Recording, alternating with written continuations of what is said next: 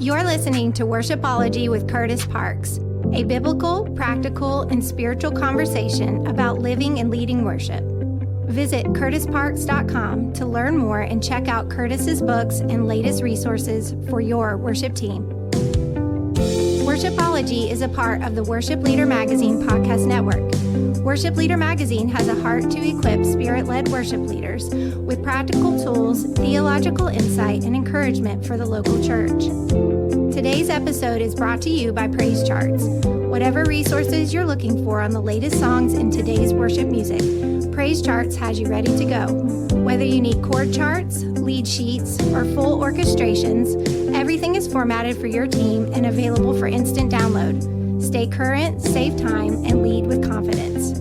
Check out praisecharts.com today and get your hands on the freshest songs for Sunday. Now, lean into today's episode of Worshipology with Kurtis Parks. Hey, you're listening to the Worshipology podcast. This is a biblical, practical, spiritual conversation all about living and leading worship. And today I've got Noah Harrison on the podcast. Say what's up, man. What's up, guys? How you doing? Excited to be here.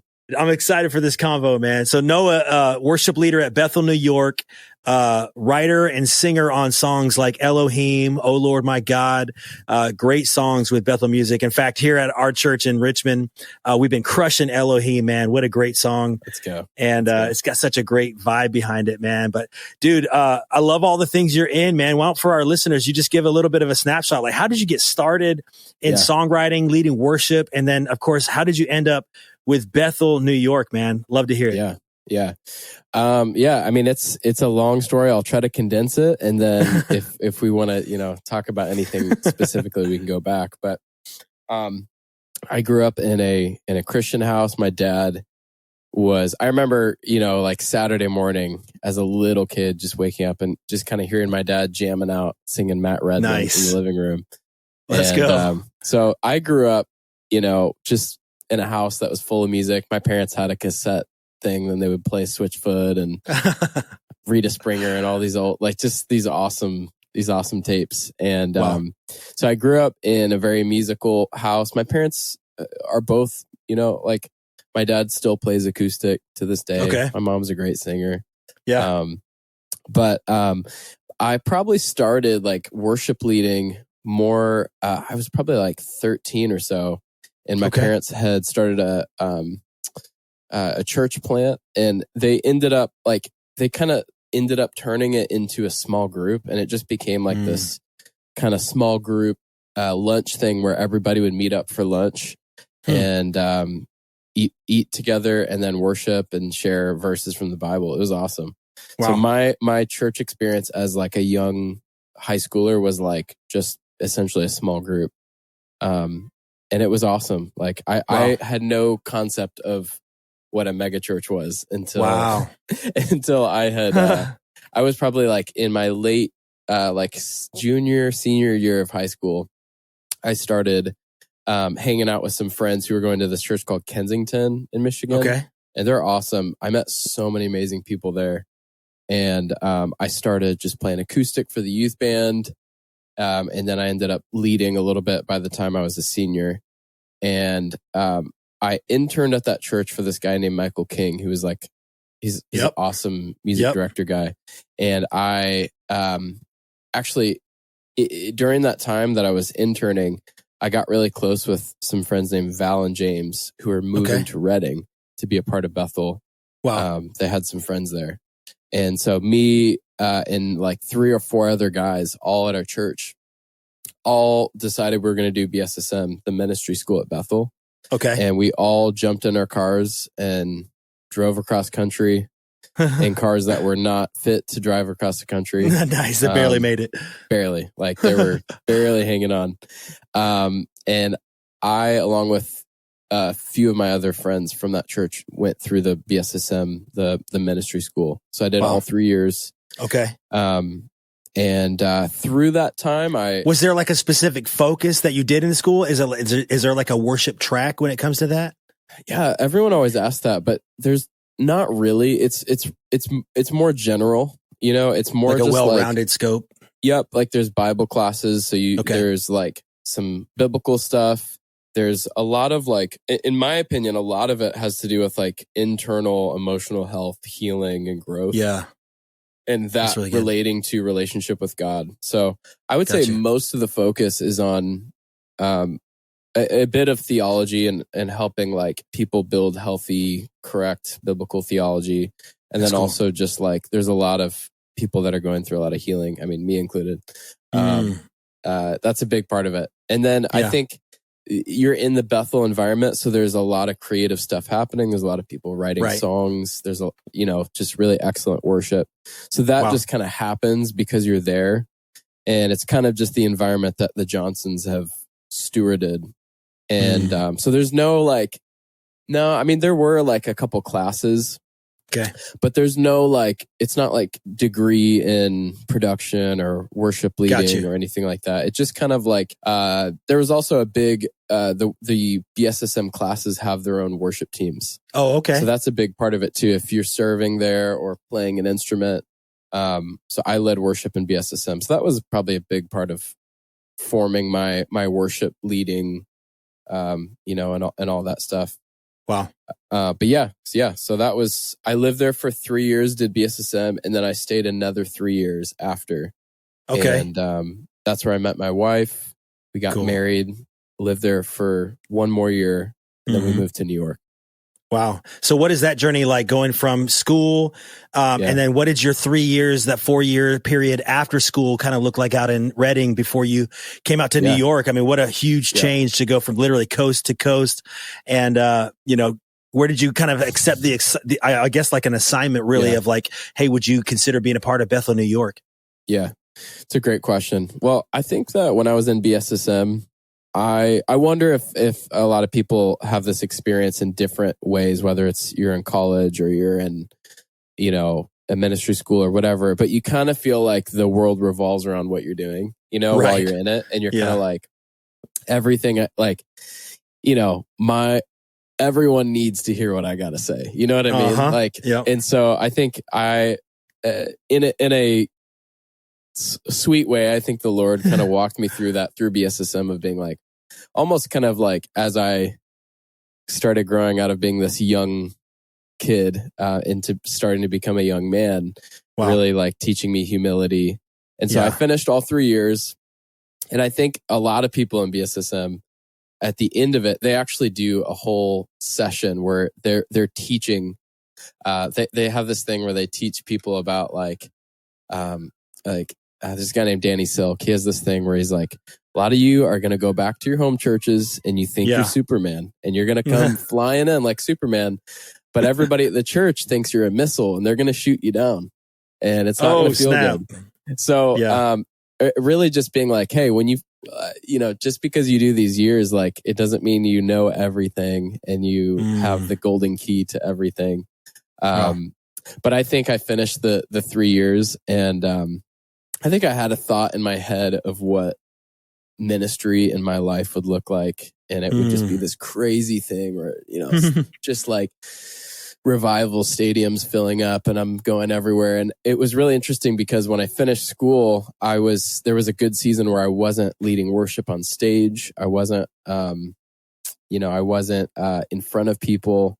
Yeah. Like for a good chunk of time, I was just doing construction work and sweating Dude. Like crazy and smelling gross living in Northern California. I'm going way too in depth into this. No, but I mean, it's interesting because I think a lot of people would resonate with that same kind of season where, you're working towards a certain goal and God kind of hits a pause on your life. Hey, wait, I need you to learn some characteristics. I need you to grow the depth of your heart here. And talk about that a little bit. Like, how did that, you talked about that class of like humility kind of being embedded in your heart. And I mean, obviously like God's doing huge things now. And, he's kind of giving you platform, quote unquote, to say, but like going through that season, would you call it a wilderness season? Would you call it kind of a season of pruning? What would you say, Noah? Oh yeah. Yeah. There was a good like 6-7 months where I was like, I went through like a big season of depression. Wow. I don't even know if it was related to any of this stuff, but I did go through a lot of like I think I was riding this high of like ministry and, you know, like almost kind of like my college years of like, oh, this is awesome. And then I think just feeling some disappointment in certain areas and being like, oh, wow, okay, I thought it was going to look like this and it's not. Yeah. And I thought that following you meant I was going to get this, this, and this, and I don't have that. And so, yeah, I think so. And I think even as a worship leader and as a songwriter, you know, you watch people around you sometimes skyrocket and they, you know, become this, they're doing all the things that you wish you could have done. And I feel like in those seasons when that's happening, I just remember there was a time where I just felt like it was really important for me to write songs and just be okay with like, if this never goes anywhere, if nobody ever listens to this and like, this is only for me and it's only for the Lord, is that going to be okay for me? And so I think I had in that time definitely a season where I was like, can I just sit in my bedroom and worship and can that be okay? Wow. And having that question answered. Wow. So yeah, that was important for me, I think, to just have a time where I was like, it's important for me to do this. It's important for me to worship. It's important for me to write, minus anybody ever hearing it, ever making money, ever, you know, going anywhere. That's so good. So that formative season kind of in the unknown period, you know, what did that look like? And then how did you kind of go from that stage to I would imagine you're probably leading some at the Redding Bethel, and then somehow you know, it's like, man, this guy's got a gift. Like what we're launching in New York. What does that look like, that whole season? In that time I learned I figured out how to make demos on my computer. Nice. So I would just really consistently write songs and finish them. I started releasing songs. Okay. Before anything, I put out the song called Lord of All when that was 2020, I think, or 2019. Yeah. So I was doing that. There wasn't a ton of wind behind it, but I was just doing it and I was releasing stuff, and it didn't necessarily sound great, but I just did it. Just being faithful. Yeah. And I was leading at Bethel, Redding. The label Bethel Music and the church Bethel Church they're connected, but they are separate. So you could be leading at church, but you're not necessarily like a Bethel Music artist. Gotcha. So I led there for a couple years after BSSM and just served. And what's that process like? Is it like you're rehearsing during the week and doing a service? Is it kind of like you're on a specific time, amount of times a month, or what is that like? Is it pretty much like most churches, how it comes to just serving at your local church? I think so. I think it's funny, this like people that tune into the stream of Bethel Redding, it looks like it's this crazy giant mega church and it's like this huge thing. And then you're there, it's like, it's actually pretty humble size. It's actually I've been in the room. It's definitely it's, I mean, and no joke, one of the best sounding rooms I've ever been in. But you're right, it's not this overwhelming thing. It's like, oh, okay, like this is a very local church, you know, and it's a vibe. 100%. Okay, so you're leading there on a consistent basis, and then how does that leap to New York go? So we were leading there. My wife and I got married. Carling, she's actually in the other room with our little wiener dog Frankie. Hey, he's the best. That's awesome. So we got married, and I think we both had a feeling that we were going to go somewhere. Wow, but we weren't totally sure. And also, Redding is just such a sweet place. We still have a lot of great friends there. But at the time, we had tons of people around us. So there's this feeling of like, this is kind of perfect. But we kind of feel like we're supposed to go somewhere. We don't know where. And Joel Power, who's our pastor of Bethel, New York, was just like, bro, we're going to New York. We're starting a church. We're starting Bethel, New York. Wow. We want you guys to come out and just lead worship for the worship nights before we start the church. And I remember telling my wife, like, babe, we are not going to New York. Like, we are not going to move there. Because growing up in Michigan, it's like, I don't know. I maybe just my friends. We never liked, like, New York was never the thing. It was always like California Okay. Texas, like go to the warm states, but like New York, it's like, gross. I see your Tigers hat, Yeah. Now you're living in Yankees country. I know. There's a lot of Tigers fans and U of M fans here. Hey, they're legit, man. They're a force to be reckoned with, man. They are. Okay, so you guys are like, there's no way New York's not in the plan. Yeah. And we went to the first worship night and led worship. And I just remember I looked over, my wife was sobbing, crying during worship. And I was like, oh, Lord's getting her. And then I ended up through that trip, like just loving being in New York. And I was like, this is awesome. But I also started to feel like, I think I have a heart for this place. And even just the people that we were leading with, some of the musicians that were already connected with the church, I was like, oh man, I really feel like, you're around somebody, you're like, I feel like I'm supposed to be around you, like your family, your kin.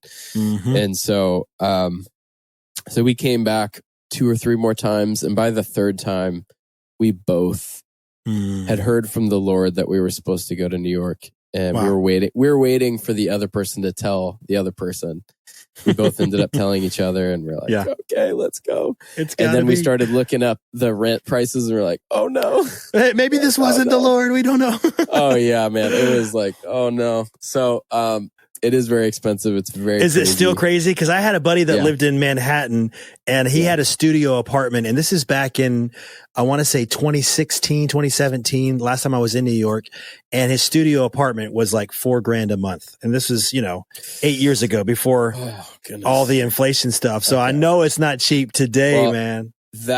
It is extremely high. Yes. I think like the median rent is like $4,000 for that's like wild. a bedroom. Yeah. That's wild. It's crazy. But so what year was that when you guys made that move to New York? So that was 2 Septembers ago. Okay. So this September will be our 3rd year. Amazing. Being in New York. So we've been here for 2 years. And talk about the launch, talk about just being a part of that and what ministry's like in the Big Apple. Yeah. It is wild. It's crazy. I think the first year, honestly, we just were like, I can't even tell you, because I think we were just trying to like survive, you know, because it was just all new stuff.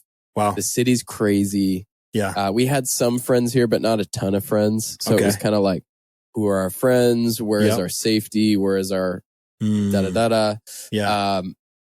We just, I think, settling into being in a tiny apartment and like learning how to do that, learning how to have rhythms of like, now we know like we have to go on walks every day and go to the park. And if we don't, and we just are in our apartment or just hearing people honk, we'll go crazy. Wow. So we have to like schedule in that like time with the Lord in the morning, going out to the park, walking our dog, these things that we're kind of learning over time. It took a bit of time for sure to ease into it.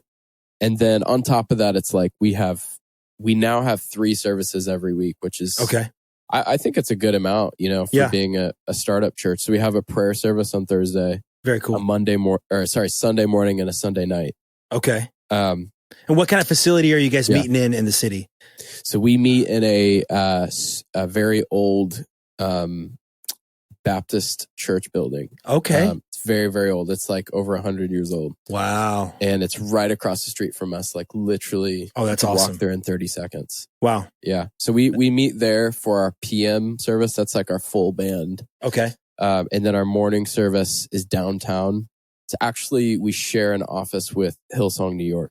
Oh, very cool. Okay. So they're not all services are in the same building then? No. Yeah. Okay. So the main PM one is in the big building, and then our morning service is in the office building. There's kind of a small chapel room that we meet in. Yeah. And then you said there's a Thursday night. It's kind of like more of a prayer service, or how does that look? Yep. Prayer service. So it's very stripped back, super simple. It might just be an acoustic and a pad. Okay. Maybe a piano. We'll have a couple people singing. It's like an hour and a half. And it's just kind of free worship. We'll plan a couple songs. Yeah. But we'll just kind of let it go where it goes. And then there's a prayer team. They'll come up and kind of interact with the team. People will pray. People will do worship. We'll kind of flow in and out. That's awesome. Now we're actually about to start a service on Wednesday nights here called House of Prayer. And, it is interesting because the midweek service is like, it's back. I mean, like so many churches are bringing it back. I think just because of a hunger of like, you know, people want to gather more corporately than just on a Sunday, right? And so you're starting to see these pop up. It's kind of a common theme in the conversations I've had lately. And talk to us a little bit about, you know, when you walk into that environment of like, hey, we're just here to, it's more free flow. It's not as structured. What's the kind of the big takeaway for you as a worship leader in that? And then how do you bring intentionality, but also, you know, leaving room for the Spirit to move, how only the Spirit's going to move in that place? Yeah. No, that's a good question because it's something we're talking about right now, of kind of looking at the context of what we're doing. So on a Sunday morning, the context of our worship is a little bit different than our Thursday night. Okay. So our Sunday morning there's usually a lot more new believers. There's a lot of guests that come in.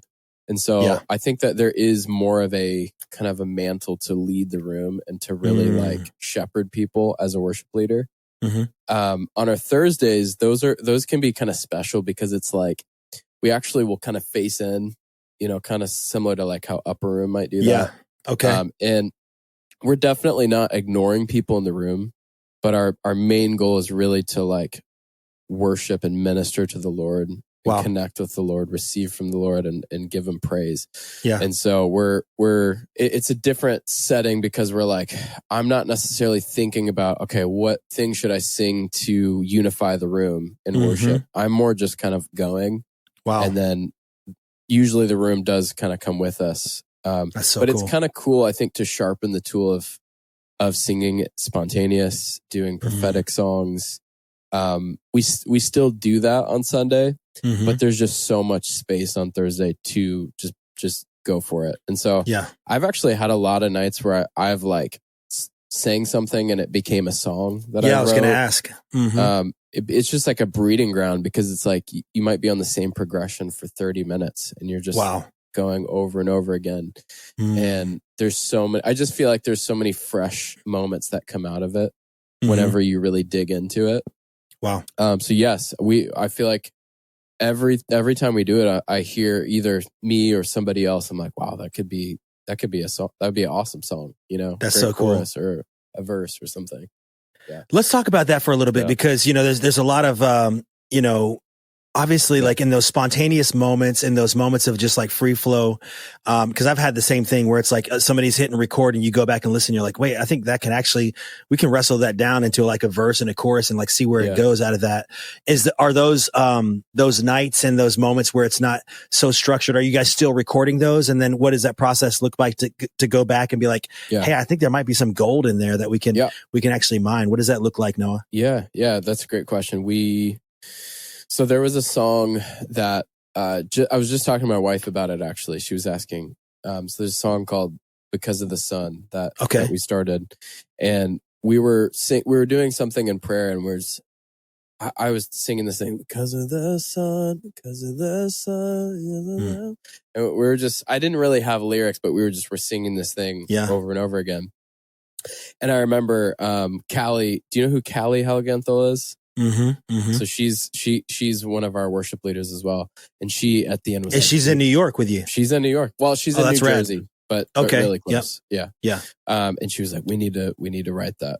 We need to write that. And so practically there was just a thing that stuck out that felt like I think there's been a couple moments where it's like something is sung, it's a melody, it's a word or something, and it's like you feel this thing of like, this feels relevant to our church. This feels relevant to us. Even if it was a melody, but this thing just felt really relevant. So we met back up and just kind of workshopped around this idea of like, because of the sun, the new creation, very cool. know, and kind of wrote this song around that. And I think it's like, you know, if we do record it, it's not like a super great recording. It's not like the vocals aren't auto-tuned or anything like that. It's very rough, but we do have a stream that you can go back and watch. And I guess, I mean, just speaking to worship leaders that are doing this, like, you can definitely, I think just finding those moments that pop out and where it's like, you just go, oh, that something is moving about that. That's so or cool. it's like even multiple people, you all recognize this moment. And so writing around that thing and using that as the centerpiece of the song, whether it's the chorus or the bridge, or whatever. Yeah. That's really cool. Talk to us a little bit about, prophetic worship and what that means in your context and kind of, I do think, it was interesting. I wrote something a few years back about like, you don't necessarily see a worship leader as a part of the fivefold ministry, but you see the fivefold ministry operating in leading worship, so there's people that are like, they carry that like apostolic mantle as they lead worship. There's people that carry that teaching gift when they lead worship. Yeah. And there's definitely people that carry that prophetic edge when they lead worship. What does that mean for you guys in your context? And how have you seen that, in your times of ministry up there in New York, man, in a city where I can only imagine like the prophetic is moving in that place, Yeah, definitely. I can't remember who I was hearing talk about this, but like there's actually a difference between a prophetic song and a spontaneous song, Yeah, that's good. And so I think I think spontaneous is becoming more and more a part of modern worship and churches, and it's great and it's awesome. But yeah, I think there is maybe a distinction between a prophetic song versus a spontaneous song. I think that's good.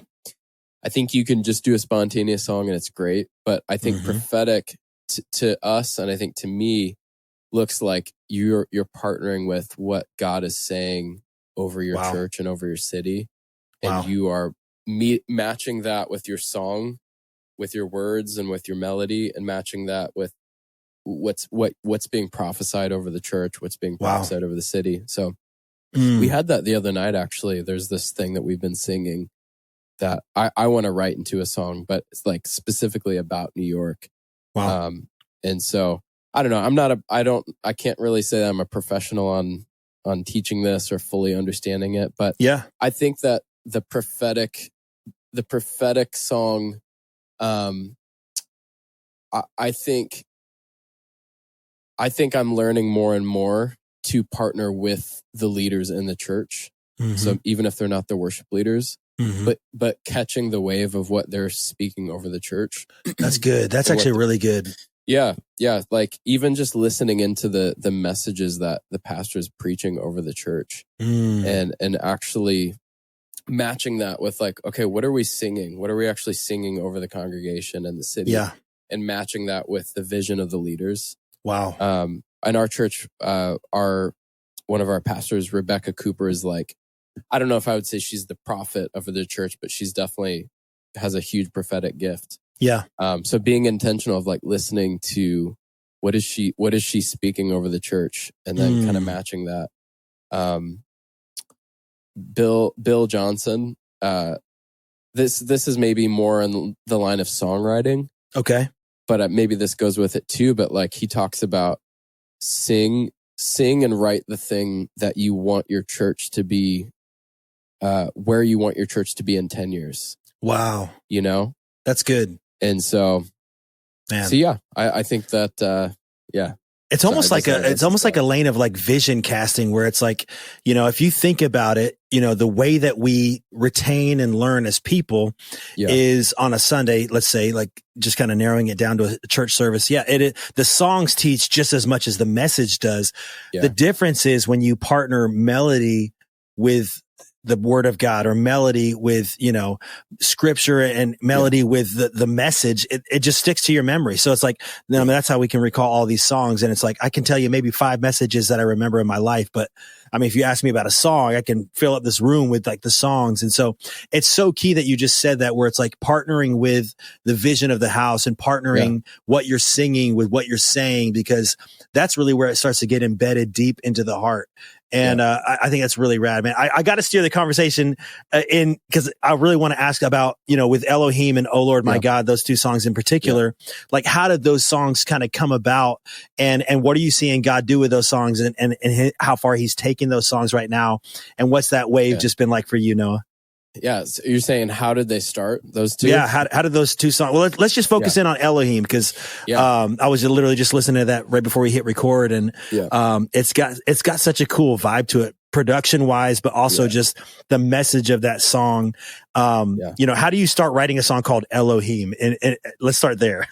Yeah. Well, here's the magic of it, is that, and this is what I'm learning more and more, is that it's great if I have a great idea and I write something and it's like, oh, this is all me, all this stuff.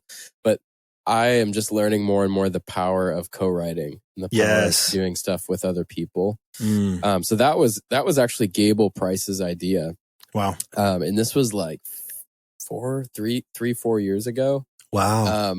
He actually, at the time, Gable was signed with Bethel Music, and he was writing songs for, writing songs and kind of pitching them for different albums or whatever. And he was signed as a writer. So he texted me one day and he was like, "Hey dude, I have this idea for this song." And he had this voice memo. I think he had done it, I mean, probably years before that. Wow. And I think I remember him, it's something about the voice memo being like, Brian Johnson style worship song. Nice. Like that. And that's the title. But he had this thing, like he had a lot of the song already. Okay. And he had this chorus, Elohim, God and God.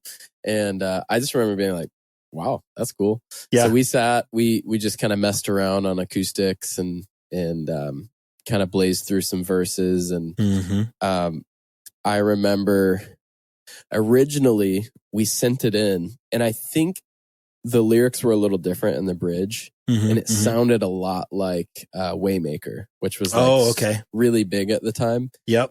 So I remember, I think we sent it out, and they just kind of were like, "Hey, it's, it sounds a lot like Waymaker, but it's cool, You love hearing that. Yeah. It's like, no. Yeah, exactly.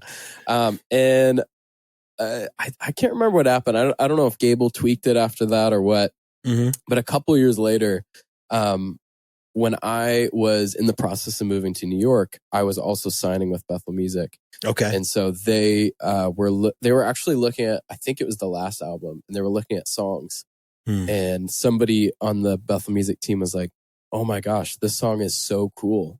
Wow. That you and Gable wrote. And I was like, "Oh my gosh, I totally forgot about that song." No way. So we pulled it out and we redid an acoustic demo of it. Ended up not being on the album, but we released it as my first single once I joined. So we recorded it at worship school in the summer of July. Yeah. And that production, that's Dave Funk and David Whitworth. And they're just like masterminds. They're freaks. Yeah. They're so good. Well, I got to give a shout out. Like my daughter's 13. She plays bass and she's crushing it, but she loves playing that bass line, especially when it comes in on that bass line. And, I mean, dude, David Funk is the man right now. And it's interesting, it is so interesting when you hear about like a song where it's like, you're maybe just hearing it in the last 6 months or so, but no, this song has a genesis and it was like years and years ago. Yeah. And, I'll never forget hearing John Rock McMillan kind of tell the same story behind How He Loves back in the day, where it was like, that song had 5 years of like obscurity before it ever hit people's ears. And like, it's interesting, like talk about that, like maybe being in the waiting season of a song where it's like, oh man, like you said it yourself, where like, I forgot about that song, and it's like, then it finds fresh life. Like, what's that like for you as a songwriter, man? Yeah, that song took a long time from the very first time that me and Gable were sitting down to it actually coming out. Wow. It was years and years. And I think there's moments where like even close to the point where it's coming out where I'm like, it feels like it's been around so long that I almost like want to shelf it. Like, you know what I mean? Like it doesn't feel fresh, but I find it really interesting. Like just the timing of the Lord, how certain things, sometimes it's like, Oh Lord, my God was like, we wrote it and like 4 months later we were tracking it and then releasing it. So that was a very different process. Yeah. But Elohim was it was a really long thing. And I think there's just certain points where I'm like, I have to just remind myself that this is like, I'm surrendering it to the Lord, and however it's supposed to turn out, it's that's how it's going to turn out. Wow. And honestly, my thing is probably, like I was saying, like there's a part of me that kind of wants to, like, oh man, this thing feels old. Like I just want to shelf it, and kind of staying connected to the vision of the song and being like, no, we're like, there's something on this. This feels like fresh for the church, for us right now.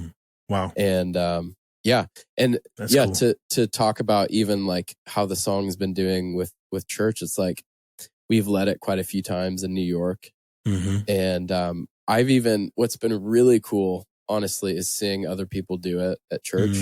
But even seeing like churches in New York do it, like that to me is one of the coolest things I've seen. Wow. Like it's truly an honor to be like, man, a song that I got to be a part of is ministering to people in other churches in my city. That's really cool. Like that to me is like a huge honor. That's amazing. That's one of my favorite things so far that I've seen is like New York churches doing Elohim. Yeah. Like, let's go. That's awesome. Rad. That's rad. Well, we're going to put a link to that song in the show notes, and make sure y'all check that out as you're listening to this and you want to hear the song that goes with the story. Dude, what's next for you, man? Like what's on the fringes? I know you just said you were writing down in Nashville. Is that kind of a huge part of your rhythm right now, is just songwriting, co-writing, and getting that muscle strengthened for the next thing? I'm figuring it out for sure. I'm figuring it out. I am, like I was mentioning, I'm trying to write a song a week. That's kind of my flow right now, is what That's cool. That's how I'm trying to steward the songwriting side of things. I think doing trips like that, like I did this last week, I can't do it all the time just because of, it is a lot with leaving, with work, with being at church. It's a little challenging. So I'm figuring out what that looks like. Ideally, I'm hoping to do a project soon, like a EP or an album. Oh, sweet. So over the last year, really, I've been just in the process of writing songs and trying to, at this point, really refine down, like, okay, what is the core of what I'm wanting to say, and what songs fit that, Wow. Because I could throw a ton of songs in there, but like what feels like it actually fits within what I feel like I'm supposed to say, in a project. And so, that's kind of the next thing is just continuing to write and refine down the vision, I think, of that's really the next cool project. Yeah. Can't wait for that, man. Yeah, well, dude, let me just ask you in our time remaining, man, Yeah. something I love asking worship leaders every time we do this podcast, but what's the Holy Spirit speaking to you right now, man? Like, what is something that's just kind of resonating strong in your prayer life, bro? Oh, man. I shared this with our worship team a couple weeks ago. But I personally have been in I've been in a crazy season of like some of the highest highs and the lowest lows, like really exciting stuff and just bummer stuff. Yeah. And I have been, before this season, I had been reading about David like almost every day. Like I was just like reading about David for some reason. I'm like, I was almost kind of obsessed with like reading the story of Saul and David and his story of being a shepherd boy all the way to being a king, and then just all the politics and everything like that. But I've really been feeling like, not in the way that like, not that God makes terrible situations happen, but I feel like the Lord has really been speaking to me about how the Lord speaks through really hard stuff and speaks identity to you through it. Wow. And like talking about David, it's like he spent his whole childhood practicing, killing animals, protecting the sheep, honing in his skill, and I think it took like the point where he had to like face a giant that was like way, way, way bigger than him.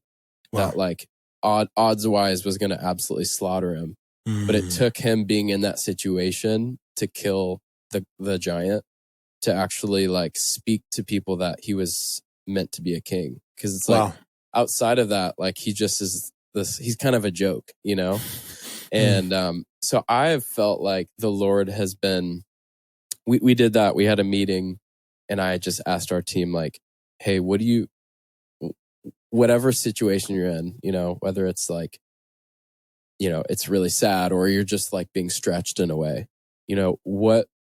what piece of identity is the Lord speaking to you through it? Like, who is he trying to show you that he's building in you through this? Wow. And so, yeah, I think being in New York, being in a position where we're stretched all the time, it's usually not comfortable outside of the fact that we have amazing people here, and that can be comfortable because we have great friends, great family. But outside of that, we're usually being stretched in some way, whether it's financially or just capacity or me growing as a leader, I think. But I think, the Lord has been speaking to me through the stretching and through some hard stuff and exciting stuff, but like that he's calling me to be more than just a singer, more than just a songwriter. Like, and I think he's just kind of been using some of that stretching to show me my identity. So, wow. That's what I would say. I love that because it is, it's like you always want those mountaintops, but it's usually in the valleys where like the identity comes. You, what do they say? This is where you find out who you are. And, I think that's so key, man. Dude, what an awesome treat to get to hang with you for a little bit, Noah. And, thanks for just sharing your heart. We're going to put some links in our show notes on how you can connect with Noah, hear some of the stuff that they're doing with Bethel Music, and, excited to hear what's next, brother. Thank you for spending some time with us on Worshipology, man. Oh, bro. Thanks for having me, dude. Seriously. Thanks, Kurtis. You've been listening to Worshipology with Kurtis Parks. Visit kurtisparks.com to learn more and check out Kurtis's books and resources for worship leaders and teams. Worshipology is part of the Worship Leader Magazine podcast network, brought to you by Worship Leader Magazine. Today's episode was sponsored by Praise Charts. Visit praisecharts.com and get everything you need for your worship team today.